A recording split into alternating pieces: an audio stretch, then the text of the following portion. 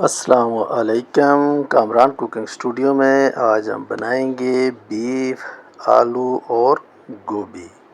इसी तरीके को फॉलो करते हुए आप भी ट्राई ज़रूर कीजिएगा, बहुत ही टेस्टी तैयार होता है।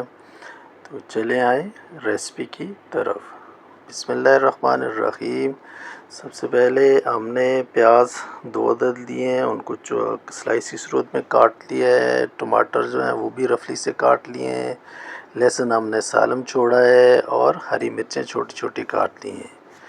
और इसमें तेज़पत्ता और दालचीनी है और नमक डाला है, सुरख मिर्च, हल्दी, धड़ा मिर्च, कश्मीरी लाल मिर्च, जितने भी मसाले हैं वो हमने अभी ऐड कर दिए हैं। ये हींग है थोड़ी सी और नीचे बीफ है हमारा। तो इसमें 1 गिलास हम पानी शामिल कर देंगे। तो ये अभी इसको पकने के लिए हमने छोड़ देना है मिक्स करके अच्छे तरीके से।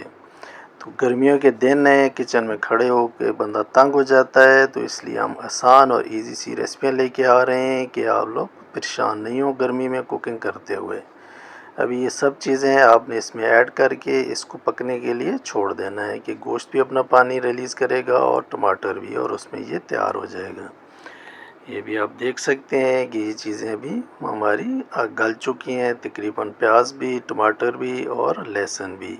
अभी इसमें हमने ऑयल शामिल नहीं किया है। तो इस तरीके से आपने बना लेना है। ये बहुत आसान तरीका है इसका गोश्त और आलू का। अभी हम इसमें ऑयल शामिल कर रहे हैं और इसमें अच्छे तरीके से गोश्त को हमने फ्राई कर लेना है। तो जब ये फ्राई हो जाएगा तो उसके बाद इसमें हम आलू और बाकी चीज़ें ऐड कर देंगे। ये अब आप देख सकते हैं कि अच्छे तरीके से गोश्त हमारा फ्राई हो चुका है। तो अभी हमने 2 अदद आलू लिए हैं और उनको काट लिया है। अभी आलू जो है उसको लाजमी 4 से 5 मिनट अच्छे तरीके से ऑयल में पकाया करें कि इसके ऊपर वाली जो लेयर है वो ऑयल में फ्राई हो जाए। तो फिर ये एक तो टूटता नहीं है और इसके अंदर अच्छे से जूसी सा एक टेस्ट आ जाता है। तो अभी कुछ देर हम इसको पकाएंगे अच्छे तरीके से। जब आलू हमारा 4 से 5 मिनट पक जाएगा तो उसके बाद फिर हम इसमें गोभी ऐड कर देंगे। तो सिंपल सी रेसिपी है, इतना टाइम भी नहीं लगता है। और ये भी हमने इसमें मेथी शामिल की है, थोड़ी सी काली मिर्च और मेथी अभी हम शामिल कर रहे हैं। अभी फिर इसको हमने थोड़ी देर के लिए छोड़ दिया और अब हम इसमें ऐड कर रहे हैं गोभी। फूल गोभी है, उसको बहुत छोटा हमने नहीं काटा, दरमियाना सा काट के इसको हमने थोड़ी देर के लिए, इसको भी हमने जो भी चीज़ आप डालते हैं उसको थोड़ी देर के लिए भुना ज़रूर करें कि उसका जो टेस्ट निकल के आता है। ऐसे ही कच्चा आप छोड़ के पानी डाल देते हैं तो वो फिर जायका नहीं आता उसमें। तो इसमें हम थोड़ा सा ग्रेवी की सूरत में हम तैयार करेंगे। तो इसमें जब बनाई हो जाएगी थोड़ी सी तो फिर हम इसमें पानी ऐड कर देंगे।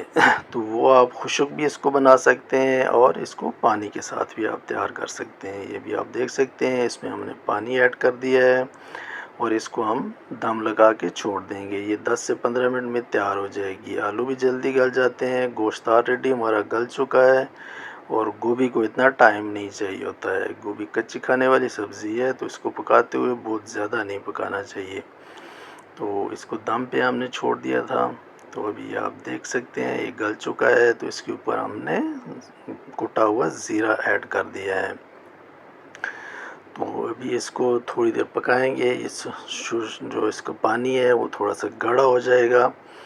तो अभी इसमें हमने धनिया ऐड किया है और ये सब्ज़ धनिया हम इसमें ऐड कर रहे हैं और इसको गार्निश कर देंगे। अदरक थोड़ी इसमें ज़्यादा जाएगी कि बादी होता है आलू भी और गोभी भी। तो ये अदरक इसमें थोड़ा ज़्यादा इस्तेमाल करें। तो चले आए देखते हैं फाइनल लुक। ये भी आप देख सकते हैं कि हमने डिश आउट कर दिया है। ये बहुत ही मज़ेदार तैयार हुआ है, आप भी ट्राई ज़रूर कीजिएगा। इंशाल्लाह मिलते हैं नेक्स्ट वीडियो में। अल्लाह हाफिज़।